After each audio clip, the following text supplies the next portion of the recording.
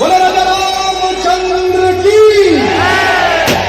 गजानन की, दुर्गा मैया की, भारत माता की, छत्तीसगढ़ महतारी की, अपने अपने माता पिता की। अगर ऐसे संग हुआ तो वो प्राण नहीं